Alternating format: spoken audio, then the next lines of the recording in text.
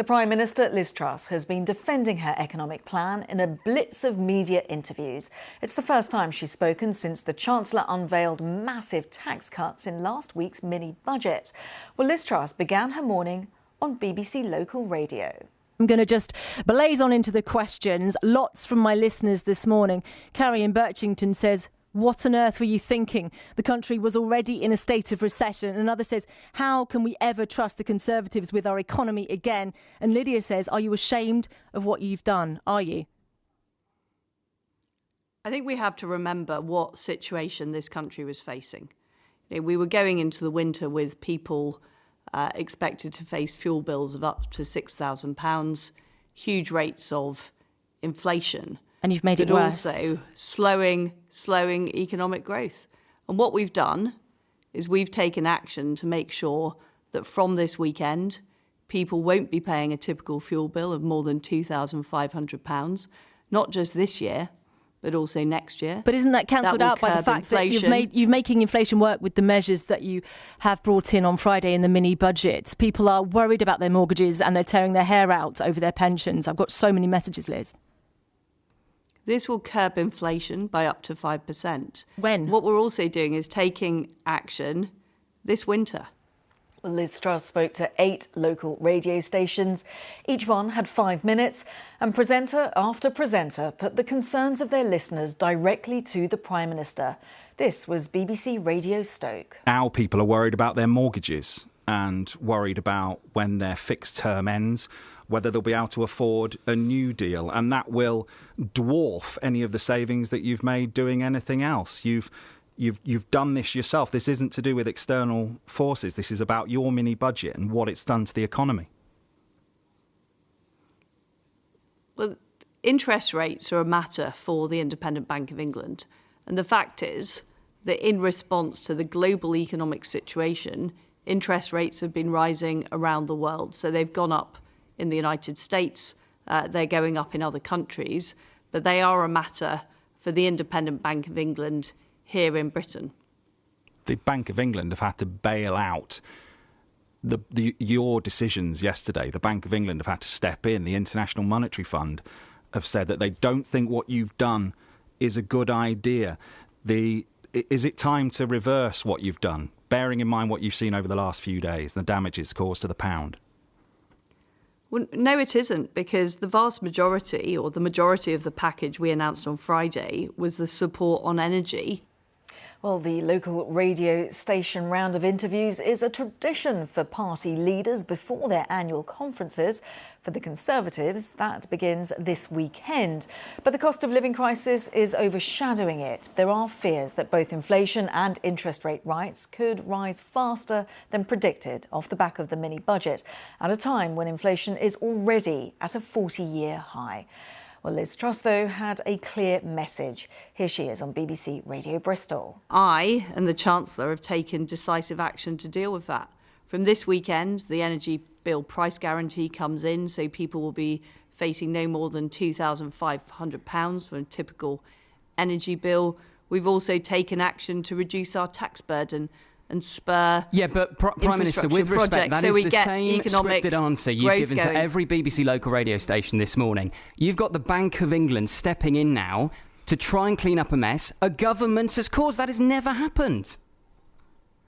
We have a very, very difficult economic global situation because of the war that Vladimir Putin has perpetrated in Ukraine, and countries are under pressure around the world. This isn't Putin. This isn't just about Putin. I mean, your Chancellor on Friday opened up the stable door and spooked the horses so much you can almost see the economy being dragged behind them. Well, it's been a dramatic week, so let's just recap ourselves what's been going on. On Friday, the UK Chancellor unveiled that mini-budget with the biggest tax cuts in 50 years, as well as increasing borrowing. That rattled the markets. The same day, the pound fell dramatically against the US dollar. On Sunday, Kwasi Kwarteng said that more cuts were coming. On Monday, the pound hit a record low. By Tuesday, mortgage lenders began pulling deals, while pension funds, which invest in government bonds, were forced to start selling even as prices started falling. Next came this statement by the International Monetary Fund criticising the UK government, saying, "We do not recommend large and untargeted fiscal packages at this juncture, as it's important that fiscal policy does not work at cross purposes to monetary policy." Then on Wednesday, the Bank of England was forced to intervene to calm the markets. As Bloomberg reported, the Bank of England was concerned that margin calls would cause a gilt crash, the gilt being UK government bonds. Well, watching all of this unfold has been the former Bank of England Governor, Mark Carney. There's a lapse between, or a lag between, today and when that growth might come. That's the first inconsistency that's there.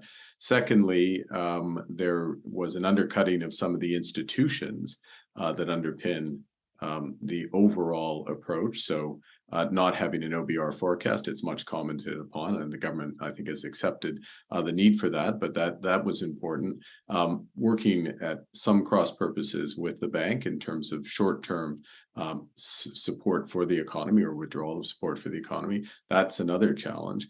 And then I think the third thing is what's left out of the budget, and it was a self-described mini budget, so maybe this is understandable, but the real measures that were going to drive the acceleration of growth that's necessary for the numbers to add up. And of course, we don't have all the numbers, so you can't tell whether or not they add up. And so that leads to one last uncertainty and concern, which is, well, maybe the way the numbers are going to add up is through spending cuts, as yet unspecified, and what would those be and how are those going to be put in place? Mark Carney there, critical of the government's decision not to publish an independent forecast on the impact of its economic plans alongside Friday's mini-budget, which experts say made the market reaction worse. Meanwhile, on the local radio stations, the grilling continued. Here's Liz Truss on BBC Tees. The government has taken decisive action to help families and businesses with their energy bills this winter. And we've also taken decisive action to get the economy growing and get Britain moving. And that is what ultimately will help all of us pay our bills. But what kind of decisive action, Prime Minister? Because your decisive action so far has knocked 40% off people's pensions. So what decisive action are we talking about here? We are facing a global economic crisis following Putin's appalling war in Ukraine. Well, across all the radio interviews this morning, Liz Truss constantly returned to the government having moved quickly to ease energy bills on families. And later on today, it was time to face the regional television editors. I mean, look, I understand it's difficult times for people and we're facing a difficult winter. Interest rates have always been set since 1997 by the Independent Bank of England. And that's a really important principle. Politicians don't get involved in setting interest rates. And what we are seeing is interest rates are going up around the world. Well, Liz Truss wasn't the only one defending her government's tax-cutting plans. Here's the Chief Secretary to the Treasury, Chris Philp, on the Today programme. In the last 6 to 9 months, we've seen global financial markets suffer a lot of volatility. We've seen huge dollar strength against the yen, the euro and sterling. We've seen interest rates rising across the globe. And in fact, interest rates in other countries like the USA have increased by more than they've increased here. And we've seen, you mentioned Bank of England intervention. They're obviously independent. Sorry, I'm going to stop you because you're not addressing what I'm asking about. And that is what we've seen in the last few days. People are really worried. What is happening is frightening for many people, whether they hold mortgages, whether they're savers, whether they've got a pension, and they want to be sure that you know what you're doing and that you're not crashing the economy. So did you foresee this reaction? Let me just answer the question fully. So this is not the only country where there has been volatility. The Bank of Japan just a few days ago had to intervene exceptionally in the yen dollar market.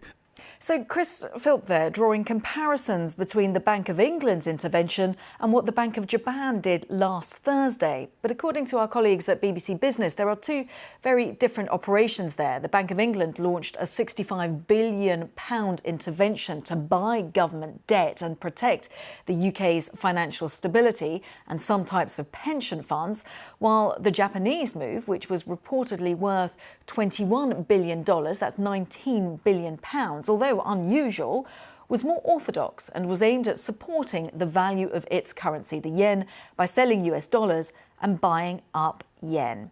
Japanese action did not prompt quite such ferocious market reaction as the Bank of England's interjection. So not quite the same. Well, we also heard from the UK Chancellor Kwasi Kwarteng. What we're focusing on is delivering the growth plan and making sure, with things like our energy intervention, that people right across this country are protected. And without growth, you're not going to get the public services. We're not going to generate the income and the tax revenue to pay for the public services that we want to see. And that's why the mini-budget was absolutely essential in resetting the debate around growth and focusing us on delivering much better growth outcomes for our people. So no sign of a U-turn there. The opposition Labour Party, well, unsurprisingly, very critical. They are calling on the Chancellor's next economic statement, which is expected on the 23rd of November, to be brought forward. Here's the Labour Shadow Chief Secretary to the Treasury. This was a reckless act of choice, which has wreaked havoc in financial markets, beginning with a sharp drop in the value of the pound, which makes our imports more expensive, then going into the mortgage market, which you've been discussing, where hundreds of products have been withdrawn and the price of others has increased sharply. And yesterday we had the extraordinary intervention from the Bank of England to stop major pension funds from going off a cliff. So how is all of this being viewed at Westminster? Let's get reaction from our political correspondent Zoe Conway on the government's message. They're trying to still talk about how Britain is not an outlier in all of this, that there are problems in economies all over the world. And so they're really trying to keep the focus on problems within global markets, that there's nothing unique or nothing unique about what's going on here in Britain. But another thing I think they're trying to do today is to reset the conversation around that so-called mini budget. What they feel has got lost is that there was an awful lot of support in that mini budget for people on low incomes, people struggling with their energy bills. Zoe Conway there. Now, just two more developments to add. The OBR says it's been asked by the Chancellor to produce a first draft of its next economic forecast by the 7th of October. And while we wait for that, a YouGov poll just out has put Labour in a 33-point lead ahead of the Conservatives, the highest ever recorded poll since the 1990s. Well, let's discuss all of this with the Financial Times' Whitehall editor, Sebastian Payne. Where do we start? I mean, since this mini-budget, Sebastian, we've had a lot of drama, a lot of development, a lot of turmoil, and not a lot of Liz Truss. Today, however, we have heard a lot from the Prime Minister, speaking to many of the local radio stations and television stations across the BBC. What's your assessment? How did she do?